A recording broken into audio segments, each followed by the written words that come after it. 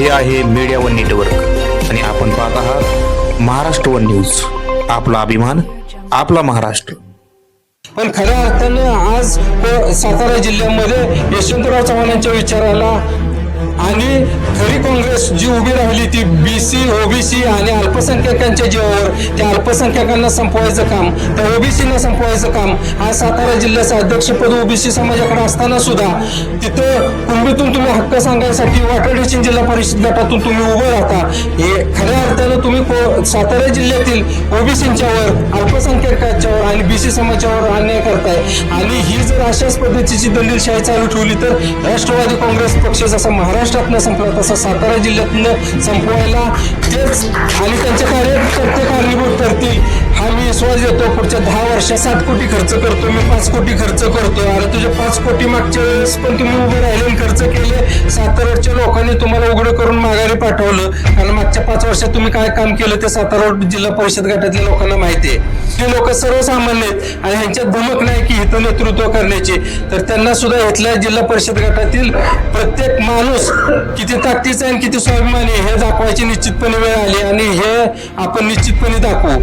खऱ्या अर्थानं वाटाडेशन जिल्हा परिषद गटात ओबीसी आरक्षण असताना या ठिकाणी कुणबी दाखल्याच्या आधारावर राजकीय अतिक्रमण करून कोणी स्वार्थ साधत असेल तर अशा धनदांडग्या आणि उपऱ्या उमेदवाराला जशाच तसे उत्तर देत माघारी पाठवण्यासाठी लढणार असून या गटात ओबीसी उमेदवार असलेल्या उमेदवाराच्या पाठीशी मराठा समाज आणि शिंदे गटाचे शिवसैनिक ठाम राहतील असा विश्वास जिल्हा परिषदेचे माजी सदस्य राहुल बापू कदम यांनी व्यक्त केला.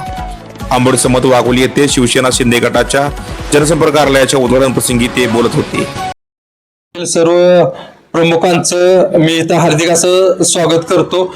सर्व प्रमुख कार्यकर्ते त्याचबरोबर इच्छुक सर्व उमेदवार आणि सगळे महिला भगिनी आणि खऱ्या अर्थानं या पंचायत समिती गणाची ही सदरची मीटिंग आहे आणि या मीटिंग घेत असताना आपण ह्या गणाचं पक्षाचं कार्यालयाचं उद्घाटन आज आपण ज्येष्ठ लोकांच्या हस्ते केलेलं आहे. या उद्घाटन प्रसंगी आपल्या कोरेगाव तालुका प्रमुख संजयजी काटकर साहेब इथे उपस्थित राहिले. त्याचबरोबर आमचे उपतालुका प्रमुख चंदू काका आणि खऱ्या अर्थानं आमचे ज्येष्ठ मार्गदर्शक बबन दादा इथं उपस्थित आहेत.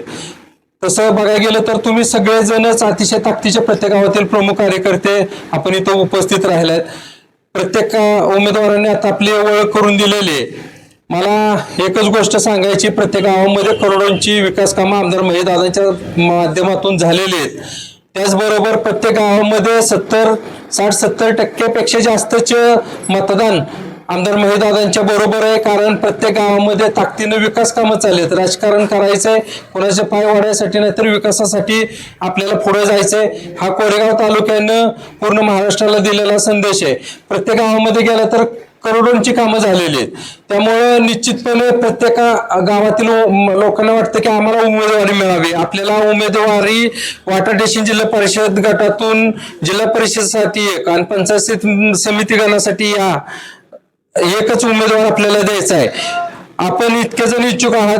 मी सगळ्यांचं अभिनंदन करतो की निश्चितपणे आपल्या पक्षाकडे एवढे उमेदवार आहेत. परंतु आज आपण खऱ्या अर्थानं आज काही निर्णायक भूमिका घेण्यासाठी आपण सगळे इथं आलेलो आहे. त्यामुळं एकच आपण पंचायत समितीचा उमेदवार आपल्याला द्यायचा आहे. आता मी किरण सकून यांचं अभिनंदन करतो की त्यांनी सांगितलं गावात उमेदवारी दिली तरी आम्ही 70% चालू, नाही दिली तरी आम्ही 70% चालू. ही भूमिका प्रत्येक गावातल्या लोकांनी घ्यायची आहे.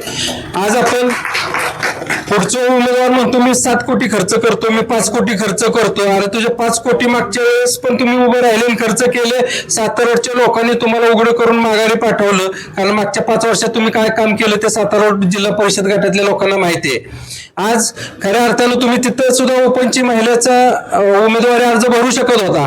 परंतु लोकशक्ती पुढे जनशक्ती टिकत नाही हे तुम्हाला मागच्या वेळेस तिथल्या लोकांनी दाखवून दिलं. त्यामुळे तुमचा समज झालाय की ह्या जिल्हा परिषद गटामध्ये इथली लोक सर्वसामान्य आहेत आणि ह्यांच्यात धमक नाही की इथं नेतृत्व करण्याची.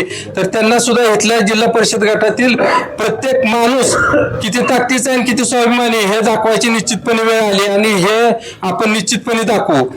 खऱ्या अर्थानं वाटाडेशन जिल्हा परिषद गटातील 6 गावं सोडली तर राहिलेल्या गावांचा शेतीचा कायमचा पाणी प्रश्न सोडवण्यासाठी कमीत कमी 500 ते 1000 कोटींचा निधीच्या बाबतीतली तरतूद आपल्याकडे होती आणि आपली ही गावं सगळे पाण्याखाली येत आहेत.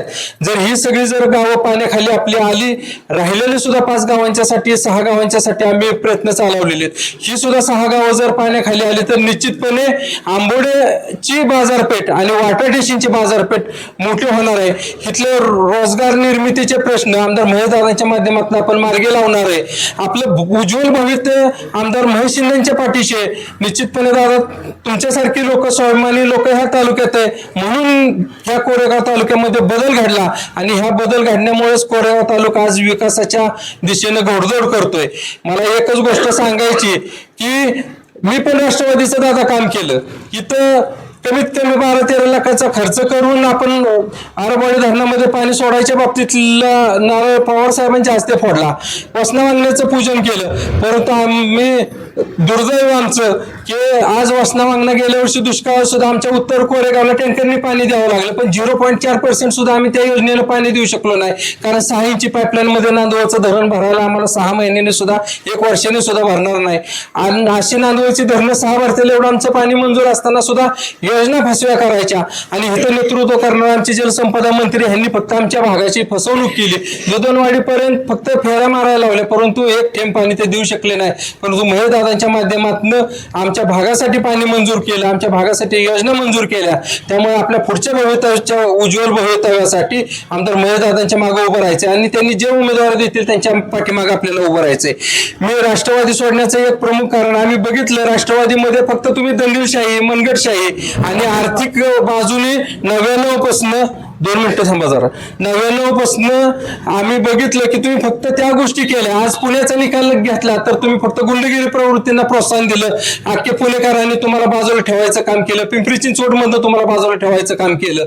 खऱ्या अर्थानं ज्यावेळेस राष्ट्रवादी काँग्रेस पक्ष पवार साहेबांच्या माध्यमातून काम करत असताना सहकार कारखाने, त्याचबरोबर दूध संस्था, दूध संघ, सहकार सुतगिरण्या, सहकाराच्या माध्यमातून जे जाळं होतं त्या जाळ्याच्या माध्यमातून त्यांनी सत्ता भोगल्या. परंतु ते सहकार ह्यांनी मोडीत काढल्यामुळं आज ते सत्तेपासून दूर आहेत आणि महाराष्ट्रातल्या जनतेने त्यांना लांब ठेवायचं काम केलं. परंतु त्यातून पण काय राष्ट्रवादीचे विचारांनी काही लोक त्यांच्या बरोबर थांबली की काय आमचा विकास होईल म्हणून, काय पश्चिम महाराष्ट्रातली. पण खऱ्या अर्थानं आज सातारा जिल्ह्यामध्ये यशवंतराव चव्हाणांच्या विचाराला आणि खरी काँग्रेस जी उभी राहिली ती BC, OBC आणि अल्पसंख्याकांच्या जीवावर, त्या अल्पसंख्याकांना संपवायचं काम, त्या OBCना संपवायचं काम. आज सातारा जिल्ह्याचं अध्यक्षपद OBC समाजाकडे असताना सुद्धा तिथं कुंडीतून तुम्ही हक्क सांगायसाठी वाटाडेशीन जिल्हा परिषद गटातून तुम्ही उभं राहता. हे खऱ्या अर्थानं तुम्ही सातारा जिल्ह्यातील OBCंच्यावर, अल्पसंख्याकांच्यावर आणि BC समाजावर अन्याय करताय. आणि ही जर अशाच पद्धतीची दंडीशाही चालू ठेवली तर राष्ट्रवादी काँग्रेस पक्ष जसा महाराष्ट्रात न संपला तसा सातारा जिल्ह्यातनं संपवायला तेच आणि त्यांचे कार्यकर्ते कारणीभूत ठरतील हा मी विश्वास देतो. पुढच्या 10 वर्षांमध्ये राष्ट्रवादीने जर असा प्रकारचा OBC BCंच्यावर अन्याय केला तर राष्ट्रवादी तळासकट संपून जाईल. कारण ज्या फांदीवर बसले, ज्या OBC BCच्या जेव्हा संघटना त्यांनी उभी केली ते संघटना संपवायचे चाललेत, त्यांना आम्ही शुभेच्छा देतो. परंतु आज जागृतपणे आपल्याला काम करायचंय. पुढचा उमेदवार मी आज काय गोष्टी परखडपणे तुम्ही सगळे आपले जवळचे कार्यकर्ते रात्रीचा दिवस करणारे, ह्या भागाचं भवितव्य उज्ज्वल करणारे आपण सगळे कार्यकर्ते. आम्ही एकच गोष्ट सांगतो, आमदार महेशदादा शिंदे साहेब, आपण सगळेजण कार्यकर्ते जे काही निर्णय घेऊ त्या साहेबांच्या पाठीशी ठामपणे उभं राहायचंय. जरी वेळ झाला तरी प्रत्येक गावामध्ये 70% संघटना आपली आहे, त्या संघटनेने ताकदीने प्रत्येकाने काम करायचंय. पुढचे 15 दिवस अतिशय ताकदीने जर गावोगावचं काम झालं तर आपला विजय निश्चित आहे. परंतु ह्यामध्ये कुठेही ढिळापणा ठेवू नका. पुढचा उमेदवार पैसेवाला आहे आणि पैशाची मस्ती दाखवायसाठी इथं आलाय. उद्याचा इथला पंचायत समितीला सुद्धा कुणबीचा उमेदवार इथं उभा राहतोय, परंतु इथला उमेदवार OBCचा असेल आणि दोन्ही गणातले उमेदवार आणि जिल्हा परिषदेचा उमेदवार निवडून आणण्यासाठी उद्याच्याला ताकदीनं, पैशाच्या ताकदीचा जर उमेदवार उभा करायचा जर झालाच तर मी आज दुपारनंतर OBCचे ह्या गटातले काय प्रमुख कार्यकर्ते, तालुक्यातले काय कार्यकर्ते त्यांची सुद्धा बैठक घेणार आहे आणि निश्चितपणे पुढच्या लोकांच्या ताकदीला ताकद देऊन पंचायत समिती जिल्हा परिषदेच्या ह्या तिन्ही सीटा निवडून आणायच्या बाबतीत निर्णय घेणार आहे. परंतु पुढच्या भविष्याच्या राजकारणात आम्ही असू नसू, परंतु ओबीसींचे जो अन्याय चालू झालेला आहे कुणबी प्रमाणपत्राच्या माध्यमातून समाजाची जी घडी विस्कटायचा जो प्रयत्न चाललाय ती लढाई मात्र आम्ही कायम चालू ठेवणार आहे. एवढं मी समाज टिकवायचा म्हणून सामाजिक बांधिलकी म्हणून मी शब्द देतो. भविष्यामध्ये आम्हाला पुढचे 3च दिवस उमेदवारी अर्ज भरायचे राहिलेत. त्याच ताकदीचा आर्थिकचा जर माणसाची जर गरज पडली तर त्या सुद्धा विषय आपल्या सगळ्यांना विश्वासात घेऊन सांगतो की ते आणून पुढच्याला माघारी पाठवायच्या बाबतीतली भूमिका घ्यायला लागली तरी आम्ही घ्यायच्या भूमिकेत आहे हे तुम्हाला सगळ्यांना मी ठामपणे सांगतोय. फक्त जे करायचंय ते तुम्हाला विचारून करू, परंतु आपल्याला ज्या काय चुकीच्या गोष्टी चालल्या त्याला तर निश्चितपणे विरोध आहे. सगळ्या गोष्टीचा ओबीसीचं मतदान, ओपनचं मतदान आणि लोकांच्या भावना विचारात घेऊन इथले तिन्ही उमेदवार उभे राहतील. प्रत्येक मतदारांनी आज आपण प्रमुखांनी फळे घालून इथं आपण उपस्थित राहिले. प्रत्येक गावामध्ये जायचंय, आपला शिवसेनेचा उमेदवार उभा राहणार आहे ही भूमिका मांडायची, आपण केलेली कामं घर टू घर जाऊन सांगायचंय आणि आपल्याच उमेदवाराला निवडून द्यायचं ही भूमिका प्रत्येक गावातल्या माणसांनी, प्रत्येक कार्यकर्त्यांनी प्रत्येक घरापर्यंत आजपर्यंत पोहोचवायचं आहे. जिल्हा परिषद आणि पंचायत समितीचा उमेदवार आपणच आहे ही भूमिका आपल्या प्रत्येक गावातल्या कार्यकर्त्यांनी घ्या आणि प्रत्येक घर टू घर पिंजून काढा आणि ताकदीनं आपल्या पुढच्या पिढीचं भवितव्य आपण जर आता चुकलो तर निश्चितपणे ह्या पाणी योजनेला आणि बाकीच्या गोष्टींना ब्रेक लागू नये आणि आपलं भवितव्य पुढच्या पिढीचं भवितव्य अंधारात जाऊ नये अशा पद्धतीनं आपल्याला ताकदीनं काम करायचंय. 60 वर्ष तिकडे गेले, 61 वेळेला इकडे आले, परंतु परत ते इकडे येतील ह्याची कधी खात्री नाही. परंतु काही लोकांनी बाहेरचा जर आपल्या घरात घुसत असेल तर आपण त्याला तीव्र प्रतिकार करणं गरजेचं आहे. त्यांना आपल्यात जर धमक नसेल तरच बाहेरचा आपल्यात येऊ शकतो, ध्यानात घ्या. आणि आपल्यातली जी त्यांना घरं दाखवणारे त्यांनी सुद्धा जर स्वाभिमान बाजूला ठेवला असेल त्यांना सुद्धा जागा दाखवायची आज वेळ आलेली आहे. विरोधातला उमेदवार आपल्या गटात असला तरी हरकत नाही, जे काय होईल ते आपल्यात होईल, परंतु बाहेरनं उपरे उमेदवाराच्या बाबतीतली भूमिका आपण पैशाच्या जीवावर मस्ती करणाऱ्यांची भूमिका चालणार नाही. तर त्यांची मस्ती जिरवायला सुद्धा त्याच पद्धतीचं जर अवलंब करायला लागला तर आपण सगळ्यांनी पाठीशी राहू एवढं सगळ्यांना मी विनंती करतो. आपण सगळेजण इथं उपस्थित राहिला. आमचे पत्रकार बंधूंना सुद्धा एका फोनवर इथं ते मंडळी आलेत. भागाच्या विकासाच्या मागे उभी राहायची त्यांची सुद्धा भूमिका आहे, त्यांची सुद्धा आपल्याला नेहमी साथ लागते. तिन्ही पत्रकार बंधू आमचे संजय कदम आहेत, त्याचबरोबर आमचे प्रकाशजी कुंभार आहेत आणि त्याचबरोबर आमचे पळशीचे पत्रकार बंधू संदीप पवार हे सुद्धा इथं उपस्थित आहेत. त्यांचं सुद्धा मी सगळ्यांच्या वतीने मी आभार व्यक्त करतो.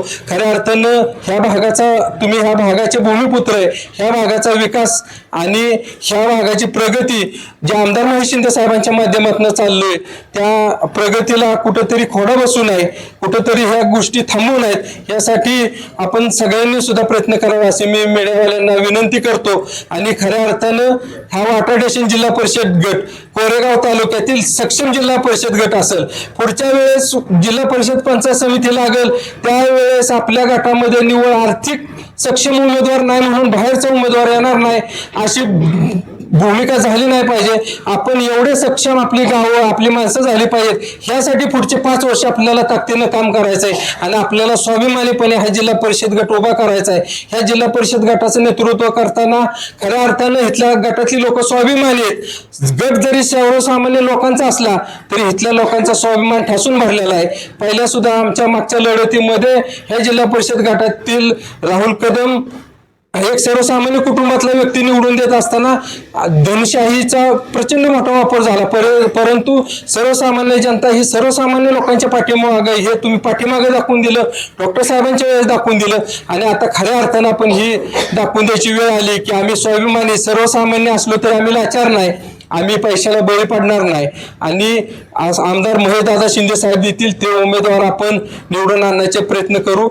मला आपण सगळ्यांनी खरं तर मी 2-3 मिटिंगा घेतल्या, पक्षाचे आदेश नसताना घेतल्या. मी त्यांचे खरं तर मी वरच्यांची माफी मागतो, परंतु आपण सगळ्यांनी जो प्रतिसाद दिला तर खऱ्या अर्थानं आपल्याच हातात आपल्या जिल्हा परिषद गटाचं आणि तालुक्याचं भवितव्य आहे. त्यामुळे मी निश्चित आहे की एका हाकेवर आपण 100, 200, 500 लोक जमा होता ही निश्चितपणे आपली जमेची बाजूने असं एवढेच जण आपण जमा झालो तर हा जिल्हा परिषद गट आपण 2000च्या पुढच्या मताधिक्यानं निवडून आणू शकतो हा विश्वास व्यक्त करतो आणि मी थांबतो.